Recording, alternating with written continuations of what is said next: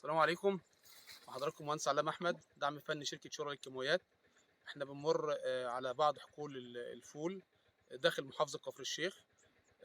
وهنوري حضراتكم عن نتائج استخدام مركبات شورى على مدار الموسم بتاع الفول البلدي.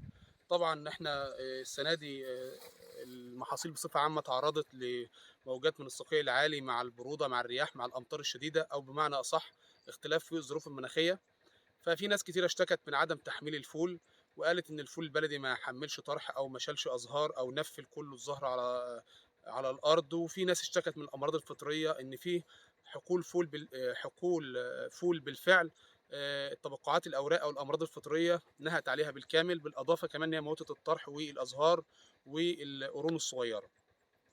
فحبينا نوضح حضراتكم ما بتكون شغال مع شركه محترمه زي شركه شورى، من المركبات بتاعتها بتاخد حمايه، المبيدات الفطريه بتاعتها بتديك حمايه لمده طويله، والاسمده بتاعتها محترمه تديك نتائج على ارض الواقع. احنا النهارده في حقل في مركز بيلا، هنوري حضرتك المزارع بتاع الحقل ده استخدم مركبات شورى، بدايه من مركبات اعفان الجذور وتبقعات الاوراق زي الدوفيكس، فابريك، استخدم ايضا اودين اكس، استخدم رنت، استخدم امستار، استخدم كيرف. كل المركبات الفطريه بتاعتنا. دفعات التزهير اللي ادى فلاورنج مع اطلانت، ادى فلاورنج مع نوفاتيك 1448، الكالسيوم اللي رشه باسفولار كومبستيب، كالسيوم بورون، رش برضو كليك بوتاسيوم لتحجيم القرون، رش ايضا في بدايه المحصول خالص للتفريع باسفوليار سوبر مع نيوراكت، ورش نيوراكت مع رود باور او بوبوكس لارج. كل الكلام ده المزارع يستخدمه. استخدم ايضا الحشري الجمورايد لصناعات الانفاق الليف ماينر، استخدم الابامكتيل الحلم الاريوفيدي اللي هو بينزل في الفول والناس بتقول عليه بعد كده فايتوبلازما بيبقى حلم. الحقيقه الحقل ده ما شاء الله حقل مثالي جدا، لان المزارع استخدم مركبات شورى من الاي تو زد. فانا بقى النهارده جاي اوري حضرتك نتيجه استخدام مركبات شورى على مدار الموسم للناس اللي بتشتكي من عدم الطرح. ممكن تصور الباقي كده. صوروا في نقطة صوروا في نقطة الموضوع الحشري الذبابي فول ده كله. الناس اللي بتشتكي من الطرح ده حضرتك مثال اهو، ما شاء الله النبات محمل من فوق لتحت حاجه زي كده. انا برضو ماشي عشوائي، ده حضرتك برضو تحميل اهو، ما شاء الله تحميل محترم مقارنه بالناس اللي بتقول الفول مش محمل. فانا يعني انا هحاول برضو اصور لك تصوير بحيث ما يكونش فيه تحيز. شوف حضرتك ما شاء الله، ربنا يبارك طبعا لصاحب الحقل ده. نبات محمل من فوق لتحت، مفيش نبات اسمه مش محمل. حاجه بصراحه محترمه جدا. ده ده حاجه زي كده، لو انا جبت النبات من فوق لتحت الاقيه محمل، مفيش حاجه اسمها مش محمله. بالاضافه ان كمان احنا في شهر النهارده 23/3، المحصول زي ما حضرتك شايف كده النبات ماسك نفسه، والحاله العامه بتاعه الحقل كويسه. يعني مفيش في حرق في الازهار، حرق في الاوراق، مفيش تنفيل ما شاء الله. يعني ادي بركه الفول اهو ما شاء الله من فوق لتحت، يعني لقرب القمه الناميه كمان محمله.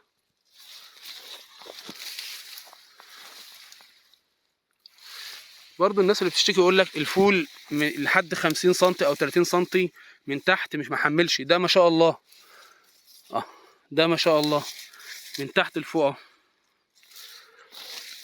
خش على النبات اللي بعده، ما شاء الله من تحت لفوق. فخلاص الفيديو ده يا ساده، يا حضرات المشاهدين، يا حضرات الزراع، حضرات المهتمين بمجال الزراعه، يعني انا هوريك برضو حاجه هنا. نبات الهلوك اهو جنب الفول، ورغم ذلك ما شاء الله محمل. ده ان ادى ان النبات حالته الصحيه العامه او حاله النبات هيلث جدا، عشان كده النبات محمل بالشكل اللي حضرتك شايفه ده. يعني حتى الهلوك اهو طالع في وسط نبات الفول، ورغم ذلك ما شاء الله. فانا خلصت الفيديو ده اقول لك اشتغل بمركبات زي شركه شورى، مركبات محترمه، مركبات عنوانها الثقه والجوده. وسط حضرتك ده الفول اهو، ده اللي بيقول الفول مش محمل. انا ماشي لك على فكره عشوائي في الارض، يعني مش مختار حاجه بعينها. بص كده، ده منظر جمال اهو.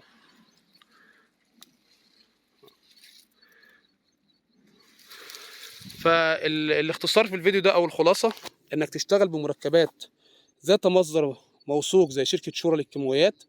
تشتغل بمركبات عاليه الجوده، كل مركباتها بين الاسباني والالماني. فانت النهارده ما تشتغلش بحاجات من اللي هي الشعبي او الحاجات اللي هي السوقيه اللي موجوده. صدقني هتخسر فلوس كتيره جدا وفي الاخر مش هيعود عليك بنفع. شوف حضرتك ما شاء الله. فده فيديو بكل اختصار طبعا عن استخدام مركبات شورى خلال الموسم. وانا نزلت عملت لك فيديو على ارض الواقع بتاريخ 23/3 اكد لك ان دائما لما تستخدم مركب نظيف او مركب براند بيبقى في صالحك مش ضدك. قد يكون اغلى شويه من المركبات الشعبيه، لكن طبعا انت هنا بتوفر فلوسك. انت لما تشتغل مع شورى للكيماويات صدقني انت بتودع الفلوس بتاعتك في بنك، مش هتخسر ان شاء الله، لانك اجتهدت وتعبت وجبت من مصدر موثوق. فاكيد ان شاء الله ربنا سبحانه وتعالى مش هيضيع تعبك يعني. في نهايه الفيديو مع حضراتكم المهندس علام احمد. لو عجبك المحتوى اعمل سبسكرايب للقناه وشير المحتوى. وكل سنه وحضراتكم طيبين بمناسبه شهر رمضان الكريم، وان شاء الله يتعدى علينا الايام كده وعليكم بخير ان شاء الله.